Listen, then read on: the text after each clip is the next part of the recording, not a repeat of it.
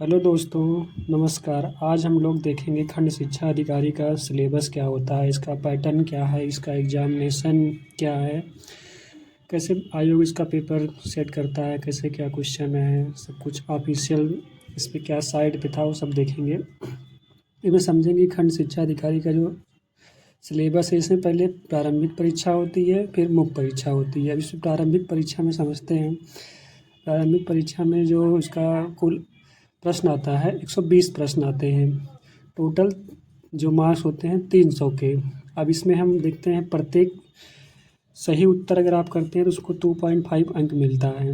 अगर आप गलत करते हैं तो 1/3 उसका निगेटिव मार्किंग हो जाता है। और इसमें जो समय अवधि मिलती है वो आपको 2 घंटे मिलेगी। 2 घंटे में आपको पूरा पेपर कंप्लीट करना होगा। और ध्यान रखना पड़ेगा, सबसे बड़ी बात है कि उसमें 1/3 निगेटिव मार्किंग, क्योंकि निगेटिव मार्किंग बहुत रोल प्ले करती है। अब इसका समझेंगे। प्रारंभिक परीक्षा जो होती है हिंदी इंग्लिश दोनों में होती है। इसका सिलेबस एक्चुअली में आयोग द्वारा क्या है, आपको ये चीज़ समझना पड़ेगा, क्योंकि जो आयोग जो तय करता है वही क्वेश्चन बनेंगे। क्योंकि जो सिलेबस और जो मेरे आयोग द्वारा पूछे गए जो क्वेश्चन हैं वही मार्गदर्शक होते हैं, वही दरवाज़ा होते हैं। उन्हीं से हमें समझना पड़ता है क्या आता है क्या नहीं। अब हम समझेंगे इसमें। जैसे सामाजिक विज्ञान है, सामाजिक विज्ञान में क्या क्या क्या क्या आता है। उसके बाद हम समझेंगे इसमें कि भारत का राष्ट्रीय आंदोलन में क्या क्या आता है, भारत की राजनीति में क्या क्या आता है, या भारत की अर्थव्यवस्था भी कह सकते हैं। फिर उसके बाद जो है भारत की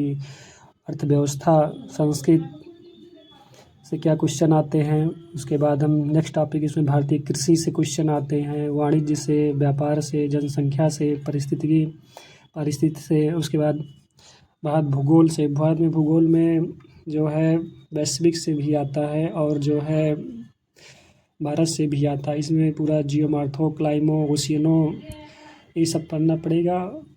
विश्व में पर्वत, पठार, पर्वत की चोटियाँ क्या हैं, उसके बाद झरना क्या है, जलप्रपात क्या है, ये सभी चीज़ें देखना पड़ेगा।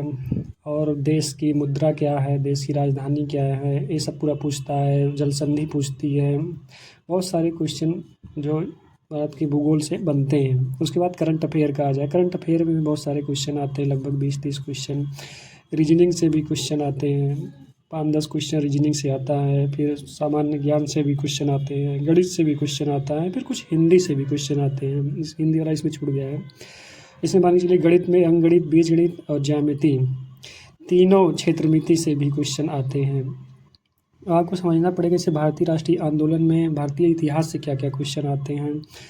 भारतीय इतिहास से जो क्वेश्चन आता है, इसमें भारतीय राष्ट्रीय आंदोलन में इतना लिखा है। भारतीय इतिहास से प्राचीन इतिहास आता है, आधुनिक इतिहास आता है, मिडिवल भी आती है, सभी इतिहास आते हैं। इसमें सभी का क्वेश्चन आपको ध्यान में रख के करना होगा। ये प्रारंभिक परीक्षा का सिलेबस है। अगर आपको मतलब मेरे साथ जुड़ना है, मैं इसका पूरी तैयारी करवाऊँगा, 1 बाय 1 इसका पूरा प्रैक्टिस सेट दूँगा, क्वेश्चन करवाऊँगा, पूरा अच्छे से करवाऊँगा। आपको सिर्फ इस चैनल को ज्वाइन कर लेना है और लगातार कंटिन्यू बने रहना है। जब इसमें बने रहोगे तब इसका फ़ायदा उठा पाओगे, क्योंकि इसमें हम आपको पढ़ाएंगे नहीं, आपको बहुत सारा प्रैक्टिस क्वेश्चन करवाएंगे। इसमें बहुत मैक्सिमम से मैक्सिमम क्वेश्चन करवाएंगे जिसमें से आपको इसमें मिलेगा। ठीक है, थैंक यू दोस्तों, धन्यवाद।